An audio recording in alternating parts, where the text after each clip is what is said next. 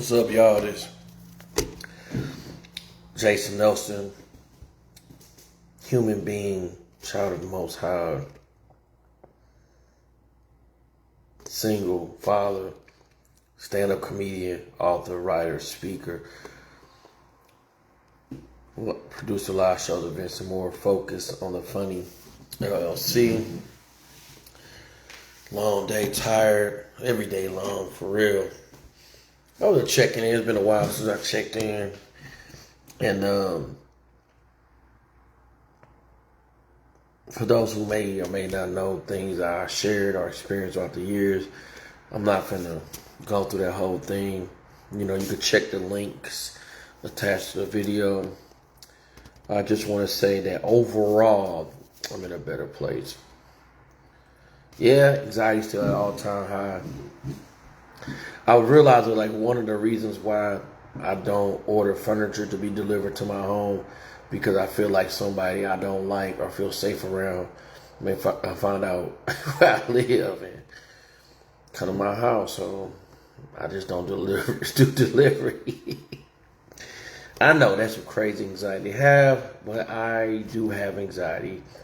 I was diagnosed with anxiety. I'm handling things a lot better than I had in the past. Having a home most definitely helps that. It gives me a safe space to come here and be myself to myself. You know, after I get done working, having a consistent routine and schedule with my daughter most definitely helped. Her existence most definitely helped save my life. I wouldn't recommend that you have a child with someone you're not with or going to be with in order to have a better life. but that's what came out of her creation. She gave me a focal point. Even though it was more important for me to initially to learn to love myself. It's just something I had to start learning, that I had to work on a couple years ago. You know, giving myself the love I sought to give so many others. I will say my daughter, innocence of her love as a child most definitely inspires me to keep going. It gets me going through the week. Sometimes the earlier parts of the week can be rough. Sometimes you can see that by the flow of my post.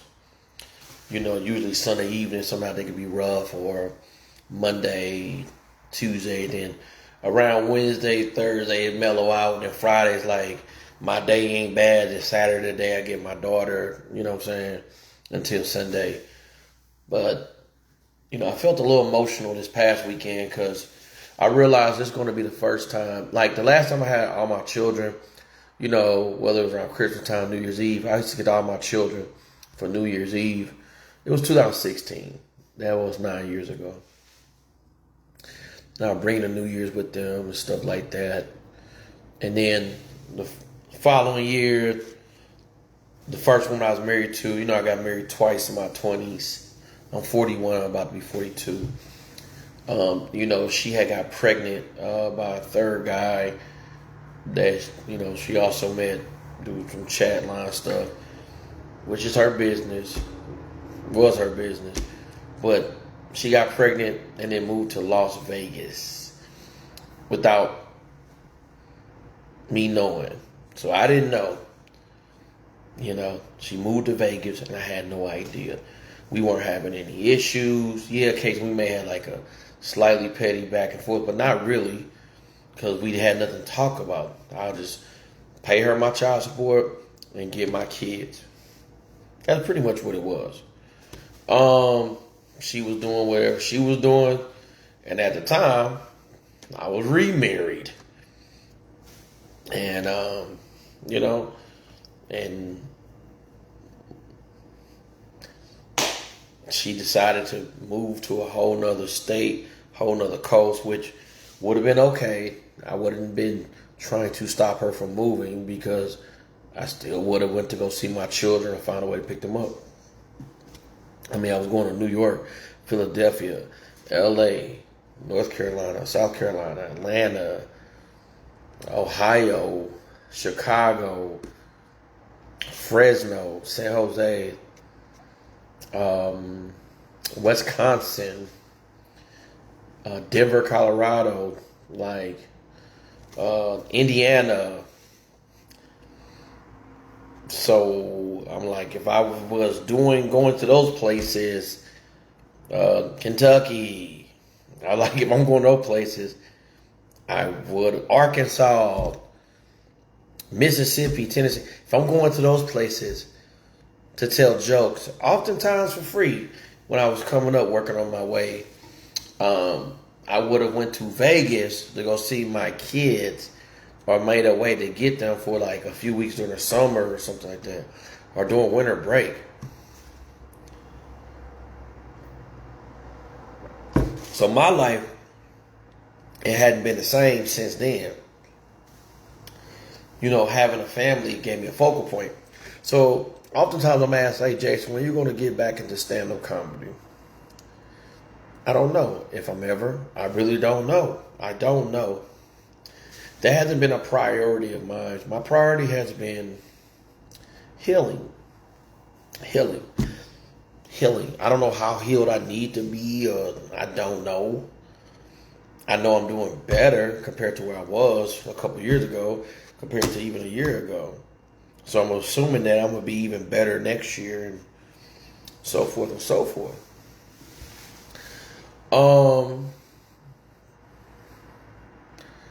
So I've just been healing in my own way. I'm currently not in therapy. I wouldn't be opposed to go to therapy. Right now, it doesn't seem to be in my budget or schedule, but you know, that 1 year therapy was very informative, and I carry with me. Shout out to Dr. Robert Klisch of Courageous Counseling Services. Shout out to Toya White, you know, who gave me a profound word that was so simple but so impactful over a year ago when I went to this Black Men's Mental Health gathering off at Affinity Healthcare off Biddle. Shout out to I think they LaDon Merriweather. Many of you all may know him as Yoshi for JVL. Then you got my boy Dolo. That's it, Dolo. You know, who I met at the Spirit Church, which I'm currently a member. I don't attend it regularly as I used to, but just my mind and my heart not there right now on that. But he the one told me about this gathering, and I went. And I remember it was over a year ago. I went, and he said something. First of all, he said, "Forgive myself for the skills I didn't have at 25." Which 25, and he didn't know what I went through, but at 25, I survived a suicide attempt trying to leave money via Social Security to the first woman I was married to, who at this stage, who's currently deceased. She passed away 3 years ago, and that was detrimental to my mental and emotional well-being. I felt conflicted. I wasn't happy she was gone. I was actually sad. I didn't hate her. She made me upset and disappointed in the way that she may have did things and responded, like when it came to my children relationship or not. She had a child by one guy who she used to tell me wouldn't, her daughter Morgan, her father, who was older than me at the time, well, older than me, like way older than me. She used to chase him down to get his daughter, leave their child with his parents. But for me, I ain't sure. She used to make things more difficult than it needs to be. I'm paying child support, not complaining. I'm getting my kids, even though it may take a toll on the second household I had, because the second woman I was married to who knew I had children, and she had a child as well before we had children. You know, she used to kind of gripe and complain when my kids used to come visit us about 4 times a year. Christmas break, spring break, summer break, and maybe some other time in between. You know, when we would bring them to Kansas City. She used to complain. Her sister, who lived with me for free, would complain. Her brother, who lived with me for free, would complain about my children, who only used to come for maybe a week or two at a time. You know. So, but I was like, my foot was planted and saying, hey, these are my children. I'm their father. You my wife. You knew I had children before we got together. This when they're little. Now they're all older teenagers. They all almost 18 years old. So they're getting in the age where they can make some of their own choices and decisions. And, they have my numbers. But I'm getting back, or I don't know if it's appropriate to say I'm getting back or I'm getting forward. I'm going forward. What's up, Sauce, man? I was just thinking about you the other day, man, and when I ran up on you not ran up on you, but came across you at KJ's. I didn't even know I was going to go there that night, man. I was just rolling by and I decided to stop through. But it was so good to see you, man. You, even though our interactions may seem brief, and you know this just as a man, a human being, and a comedian, those little impactful moments that you have when you meet somebody who helped give you some jewels or some information that it can help you make your dreams come true. You were never a hater. You never were spiteful. You never held back information. You literally put your arm around me and walked me into the House of Comedy. And it was like a year to me doing comedy. And I always wanted to make you proud. You know what I'm saying? Like, I know you didn't get to witness a lot of my work. And I know, like, the way I've been the last few years. I was kind of quirky when you met me. I wasn't too far removed from being institutionalized back then. And then I found my little lane and it blew up. I had a nice 8-year run, truth be told, on my run throughout the region and stuff. But like I said, I remember when I met you, you told me that most of us comedians couldn't be married. Not because we out here doing stuff, it's just the requirements for us to have a wife is just so strenuous unless that woman is truly down and love us and care about us and support us and believes in us. And unfortunately, that is something I have not experienced. When, I sought to be married twice in my 20s. I'm 41, about to be 42. I had a strong desire to have a family, especially growing up the way that I did, like many of us in the world, and I thought I could have it all. And unfortunately, at those seasons, that didn't seem to be the plan that God had for me. I don't know. I don't know. One may never ever know. So now I question what I think I believe in.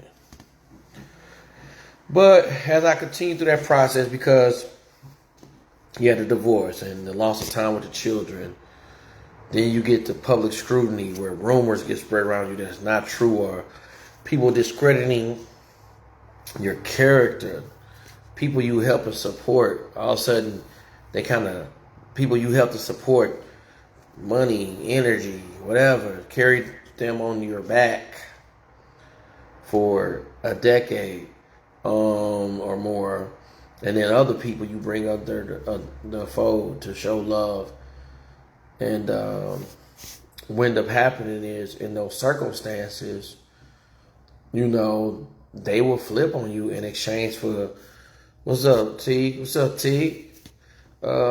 East Side, but they'll flip on you for what they consider greater opportunity, or who they think is like cooler to be connected to. And it don't never really lead to much of anything, truth be told. But when you're loyal and you keep it 100, nobody's perfect, and you genuinely love and care for some people, betrayal can hurt, you know. But that's part of life. But see, you gotta keep in perspective. A lot of that shit was new for me. You're talking to somebody who was predominantly known throughout most of his life for being quiet, not talking, not having many friends. You seen I was cool with people. You don't really have people who can say, hey, that was my friend when we were kids. Not because I wasn't a person people couldn't be friends with. I never lived anywhere long enough to make friends. I attended 13 different schools. So I didn't really grow up with anybody. I didn't grow up with family. I didn't grow up with friends. So that's why I was accustomed to being a loner or being to myself. And then when I got married with children, that was all I felt like I needed outside of me enjoying stand-up comedy, producing, promoting shows and events and stuff. When I found my lane, one of my strengths, one of the many strengths and gifts that God gave me. So yeah, it was just, and then life keeps happening, and then it happened in such a public way. It was like I was handling it at first. I'm watching celebrities and other successful people, and I'm like, okay, I'm trying to, when I say emulate them, I'm like, okay, they brush things off, they focus on this, and they maneuver. But, you know, it only lasted for so long. And then I started acting out. I started self-sabotaging. Some of it was probably imposter syndrome. I felt like I wasn't deserving of the things that God was blessing me with. Because in my mind, if I deserved it, then this woman would have stayed in here with me. So, and, you know, I would have thought like a particular woman would have stayed there with me, or these people would have stayed my friends, or they would have been proud of me, or my family would have been supportive, you know, certain family members, you know. But it's life, but I can say that now, but when it was fresh and new for me, because I wasn't known for talking to a bunch of people. I wasn't known for talking to a bunch of different females. I wasn't known for engaging with people. I was always considered very shy and introverted into myself, unless I thought I was cool with you and I felt comfortable. And it wasn't many people like that. I was known for being super serious. From the time I was a small child to a teenager to my young adults, I was super serious. I wasn't really going out. I wasn't kicking it. I wasn't hanging out with friends. I wasn't going to clubs. I was shy. You know, I never really acknowledged anyone publicly before. I don't know if I'll do that again. Boy, it's going to take a miracle. And I'm not opposed to that miracle. I'm not opposed to that miracle. I'm just saying it's going to take a miracle. It's going to take the work of God for me to not only be healed and delivered from heartbreak and disappointment, abandonment, neglect, betrayal, and for me to just be able not only to be receptive to love from a woman or a group of people or friends that I want to receive it from, but to give it like the way that I desire to love. You know, to my highest capabilities. I mean, I'm human, you know what I'm saying?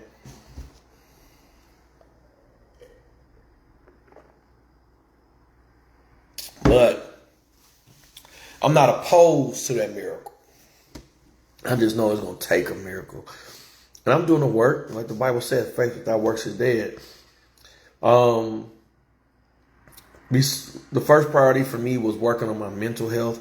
That has taken the last 3-4 years for me to get to where I'm at as of right now. It did.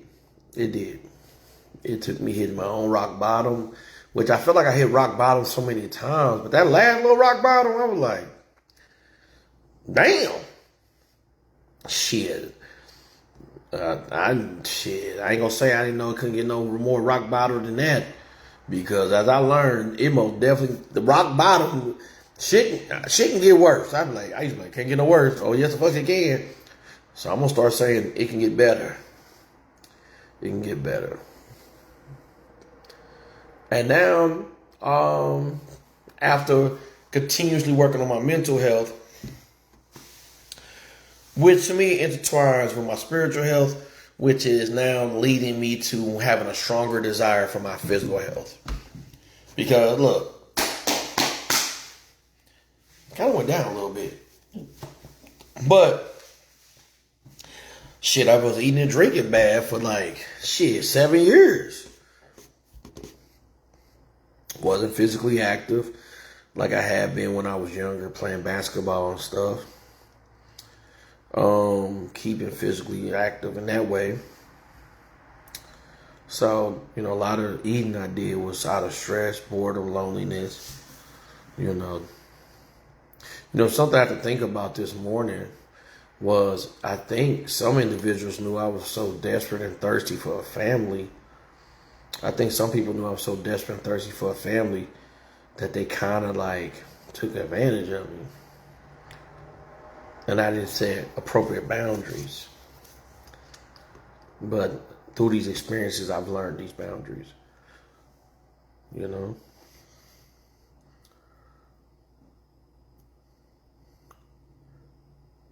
I would say that, I don't know if it's appropriate to say fear, but it is a fear as of right now, or insecurity of mine, is that I would, when I look at myself now, I'm 41, I look back at myself when I was 21, 22, and I know everything I know about me. I'm proud of that young man, and I think that young man was an awesome young man. I feel like that young man just been hurt a lot. He went through a lot of abuse, abandonment, neglect. And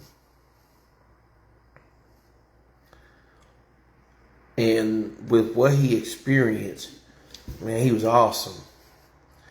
He wasn't the type to fit in because he'd never been around groups of people long enough to learn how to fit in. And that man's mind and his heart, when it came to love, even though he was afraid, was pure. It was well-meaning. It was well-intentioned.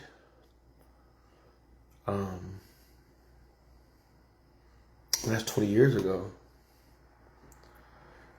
So now when I have more baggage or more red flags or more things attached to me because of what I used to believe were failures on my end, when it came to being married and they didn't last, I never not wanted any of my marriages to work.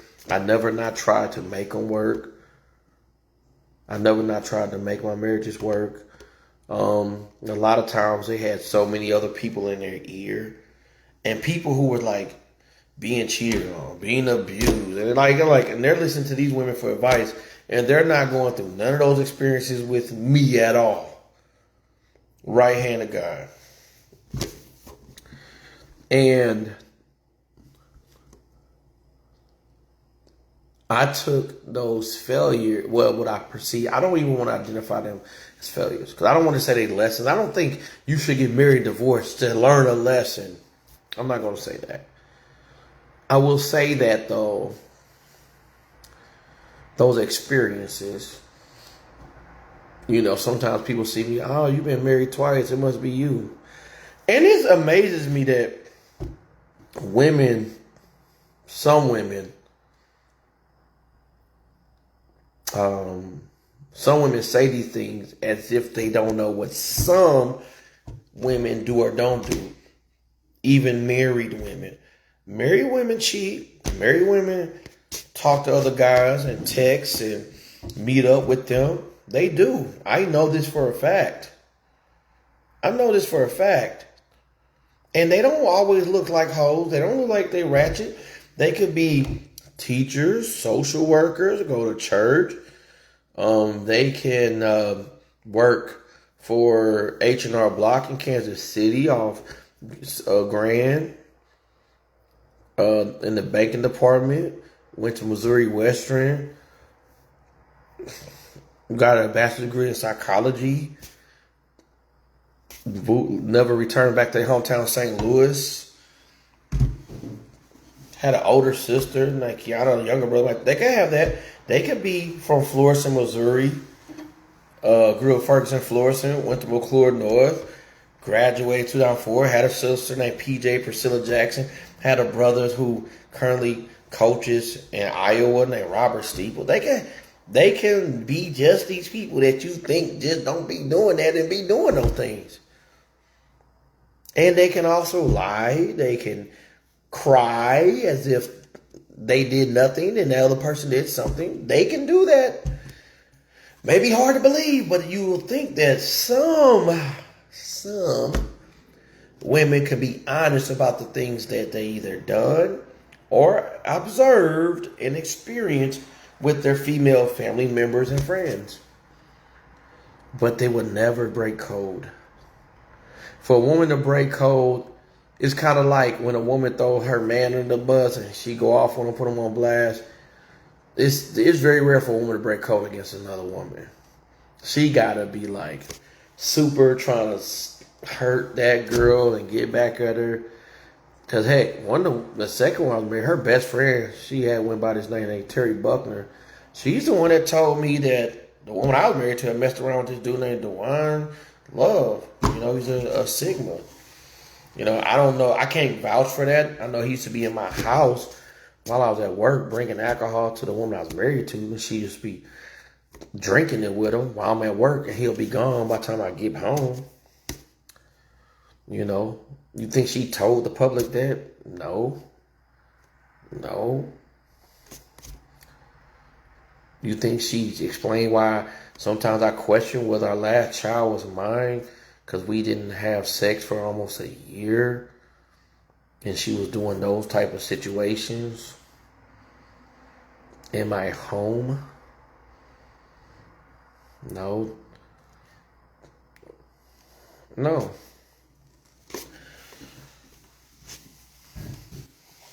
So, and these are things I'm experiencing. I'm 41. I'm experiencing these things in my 20s.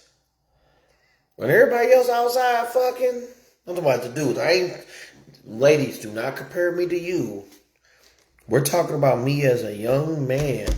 And like, if I'm handsome now, and I'm out of shape now, I'm overweight now. Man, when I was younger. You know what I'm saying? But see, I didn't see me the way that other people saw me.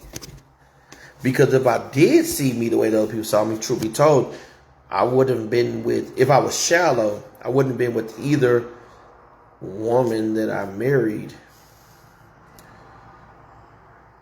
in my 20s. People used to make fun of me for being with them. They made fun of me for being with those two women I married. But I love them. I was more deeply in love with the second woman because I knew her when I was a child and I always desired her.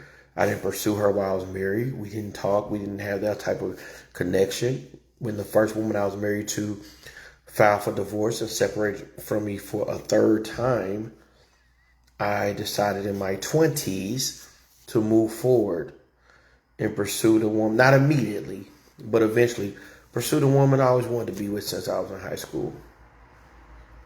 But maybe I over-romanticized that idea. You know what I'm saying?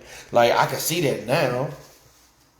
Because I look past everything about her. I look past everything she shared with me about her life. From her circumstances, her health conditions. The things she did with other people. Hundreds of them. Like, I was wrapped around this girl. I was whipped. I just loved her. And then when people see her, they be like, boy, she not even that cute for you to be that sad over. It's like, it wasn't about the looks, man. If it was about the looks, I wouldn't have been with her. I just loved her. I loved her even when she didn't nair her lip. I loved her even as I did the laundry and it looked like creek water was in her drawers. I loved her. Yeah, it looked like creek water. But that was my wife. So what you think I'm going to do? I'm gonna wash those drawers.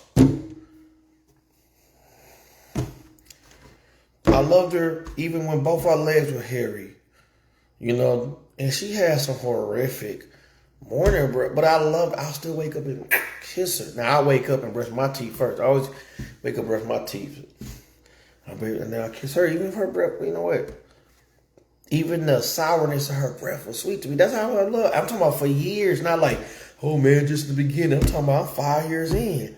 Still waking up, cooking breakfast, sending her to work with lunch, cleaning her car, filling the gas tank, running her bath water with bubbles and flowers in it, with her wine and candles for years, I was doing that.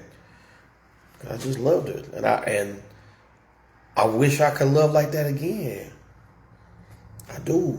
I wish I could love like that again. What's up, Don?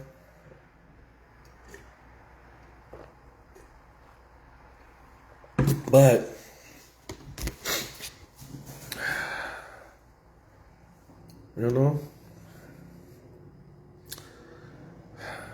I'm in my process of healing. Hey.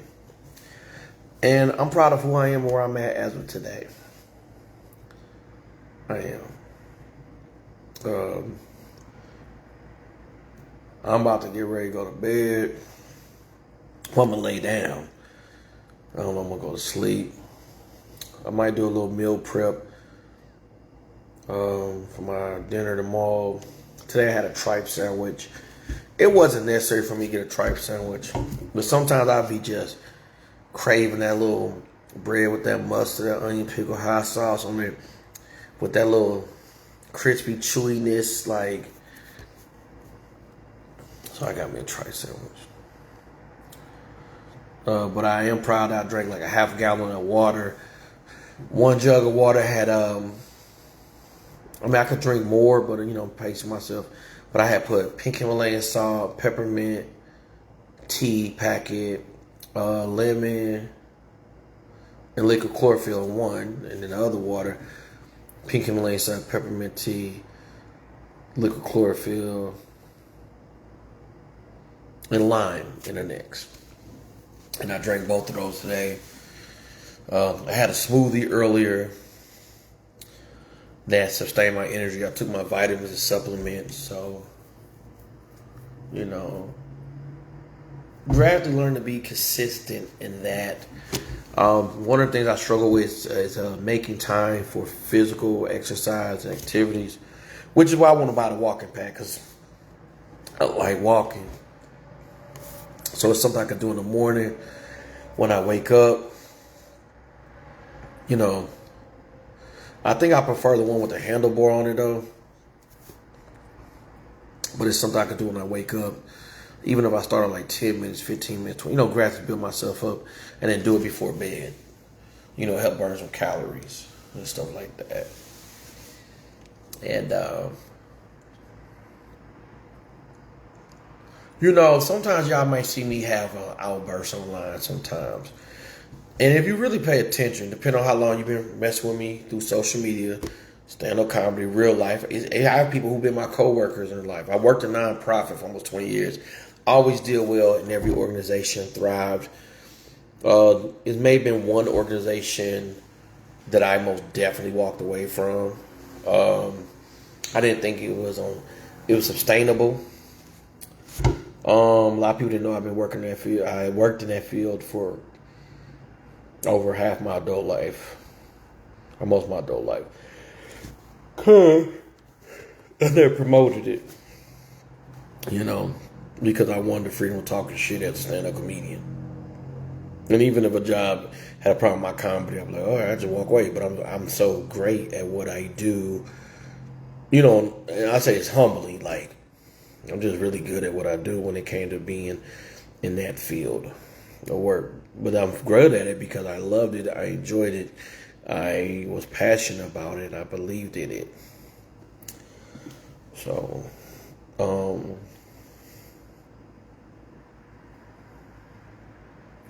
tired. It's been a long day. But yeah, developing the consistency for that. is important to me. I am going to get down to, because right now, last I weighed myself about 200 and some odd pounds. Like, I'm up there. And I'm going to lose 60 pounds. For sure. I just got to stay committed. And it's something I just want to do. Believe me, I mean, someone like, no, I like the way. Like, I ain't trying to be overweight just so you can think I'm cute. Nah. This is for me and my physical well-being. You know, I would like to get down to a certain number. I'm not stressing myself over the number, but I would like to get down to a number. And it's certain style, like, of clothes I would like to wear and stuff. I'm just imagining it. And I'm just gradually getting forward to myself. And that was intentional. I had to catch myself. I had to say, I didn't want to say getting back to being myself. I'm saying I'm getting forward to being myself. What's up, Carmen? But yeah, so I'm not going to use a term getting back to being myself. I'm using a term going forward to being myself. And that's because we're not going back. To hear my orange standard, we're not going backwards. I may stumble, I may fall, because, like, if you all pay attention to the way I utilize social media recently in the last year, the rants that I've gone on have reduced. Remember, it was 3 years ago, I was online crying about childhood abuse. Because it was my first time addressing it. Because I suppressed it, I held it in. It's people, hundreds of people I grew up around who had no idea I was going through those things. Hundreds of people I met had no idea I just met them when I came out of living in children's homes, and I was awarded a state until I was 21. A lot of people didn't know that. And then by 23, I'm getting fucking married. You know what I'm saying? Like, you know, as I'm older, I look back at it and I'm like, okay, that wasn't necessary to do that, but I was young. But, you know, those things was like the bulk of my tears while still grieving a divorce, then the death of an ex-wife and other stuff that happened. And in the last year or so, besides, I don't like to say reestablish stability right now, because if we see with this economy, jobs are going, I'm not going to operate based on what I see on the news in a sense, but I'm just acknowledging, like, I don't know if there's such thing as stability for real. I think you do the best you can with what you have, and you just hope and you pray to God. And then when we do get hit with certain waves, hopefully that we got a support system. We got God, but in the form of this earthly form, we got people that we can share with. You know, we come together during these tough times, which we shouldn't wait till tough times to come together. But, you know, in the moments of prosperous times, that's when we should be preparing for these lack times, you know. But, so I'm like just now, like, being more honest about what I experienced as a married man.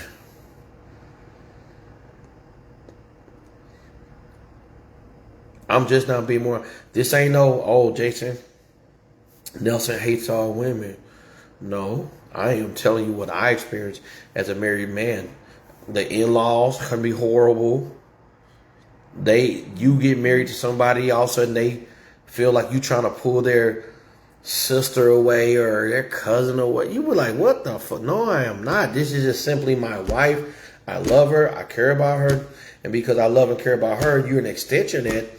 And they seem to think they're more important, not only than you, but even what's important to you. They could think they're more important than your mom, your brother, your sister, your cousins.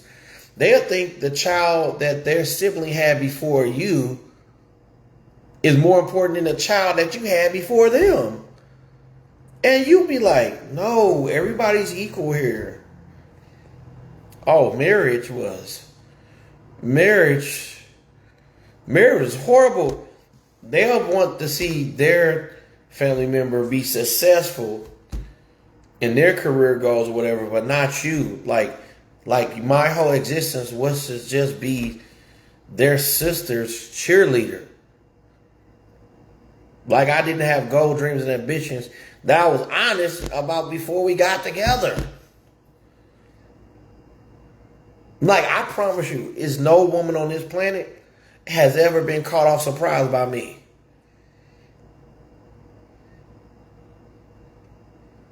Like I'm out the gate. Red flags, issues, whatever. Are you okay with this? Yes. I observe things about them, but I don't be tripping off of it as much. Because I'm like, you know what? This comes along with being with them. Where they got a little insecurity because they chunky, they skin bad. They got issues because they daddy left them. Never showed up until they was almost 30. Or they daddy used to beat on their mom, beat on them, touch their other siblings inappropriate while showing favor to the Steeples family. Robert Steeples. Phyllis Steeples, also known as Phyllis Gunn. 67 years old.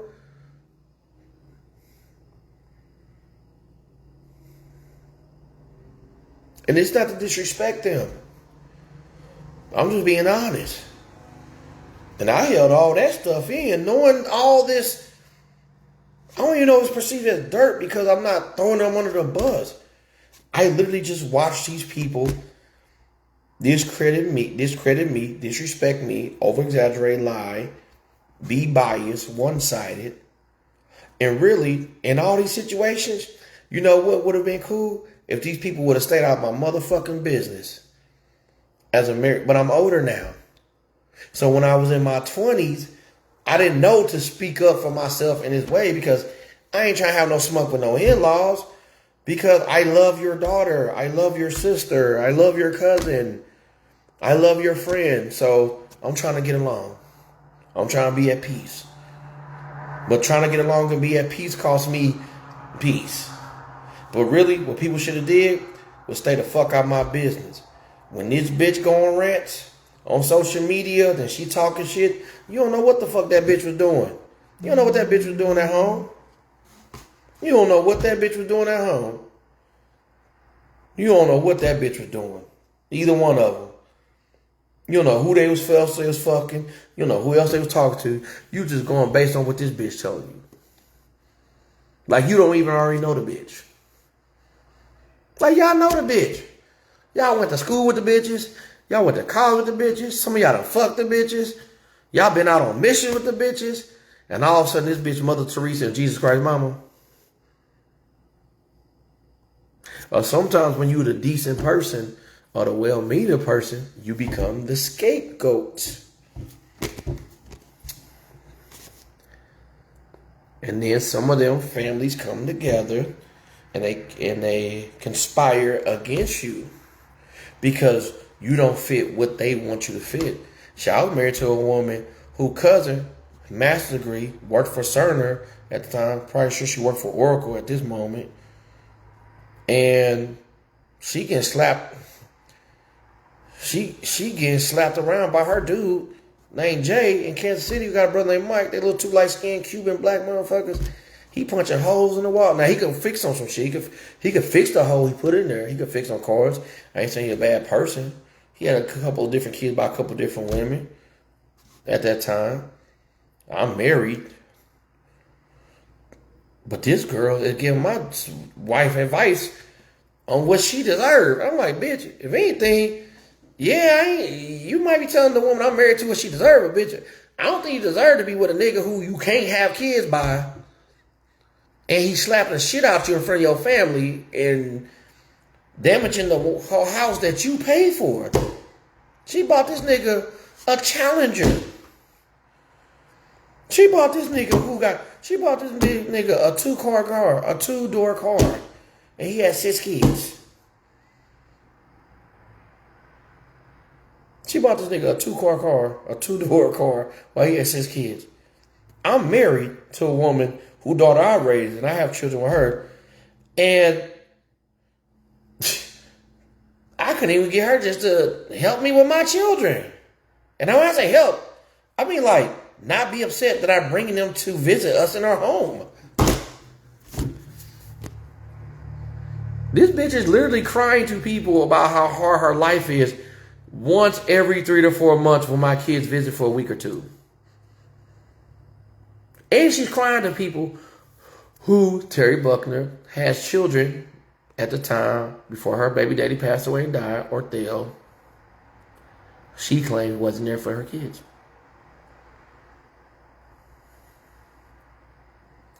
I'm like, this is crazy. First wife was telling me how her friend Ozzy used to fuck Ralph, who was supposed to be out of the closet, but he was fucking Ozzy. Well, guess what? They Christian singers, and this is who she's turning to for advice. And the bitch at the time living with her mama while we're living in our own home. You're listening to someone who lives with their mom, who's fucking openly gay black guy, who's leading choirs while we are living in our own home. You're listening to your mom who wouldn't leave your dad, who blacked both her eyes while she was on her way to Columbia, Missouri to take her son Robert Steeples to go see Coach Pinkston, who touched her daughter inappropriately, but wouldn't leave her husband, but she told you leave yours. Like, do y'all hear the logic? Like, this is the shit I was dealing with. And I'm working 3 jobs. I'm working like 3 jobs. I'm working doubles, triples. Like, I'm wearing myself out. And I'm like, when you look at these women on some shallow shit, they don't even look good enough for me to be like doing that shit for them. Like, you know, like back in the day, you'd be thinking of somebody so bad that you'll just work and they just sit at home and don't do shit. Like, no, they wasn't even on that level. I just loved them. But that was life. I did what I thought I was supposed to do. But loving them was not loving me. Being there for me was neglecting myself. And now I'm categorized and perceived as being a black, bitter man. No, I was hurt. Now, some people are like, oh, get over it. No, you got over your stuff. When you was hurt, betrayed, or maybe you didn't care. Maybe you didn't love. Maybe you never been vulnerable. Maybe you never opened up. Maybe you never experienced a man like the one that I was when I was younger. So you can't relate. So, you know, yeah, I had to heal through that shit. I used to think the shit they used to say and do was stupid. But you my wife. Okay, you sound stupid. You sound dumb. When you come to me telling me the shit that you telling me and your way you rationalizing it, and then you have your siblings coming together to help justify your dumb, it sounds stupid to me. It sounded stupid to me back then, but I loved your dumb ass. I know you was full of shit. I know you lying, motherfucker. But I loved you, and I was hanging in there for the greater good. And before anybody get to watching this, like, maybe y'all can work it out. No, we're not. That ship is sailed. You align yourself with people who meant me harm, I don't fuck with you. I don't care if you how long we been friends. I don't care if you a family member. The only person I'm giving some grace for is my mother. Because the Bible says, honor your mother and father. But other than that, but I want to forgive. I want to forgive. But your life ain't my business no more. And it was hard for me to get to that point. It was hard for me to get to that stage because my love is real. My friendship's real. My kindness is real. My genuineness is real.